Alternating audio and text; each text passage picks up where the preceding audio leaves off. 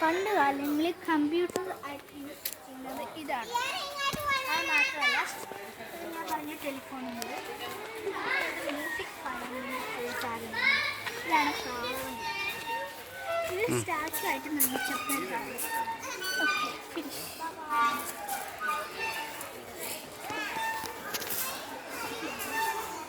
Chaitanya park. നിങ്ങൾ ഇവിടെ വന്നാൽ പൈസ കൊടുക്കില്ല, അല്ലാതെ കയറിയാൽ മതി.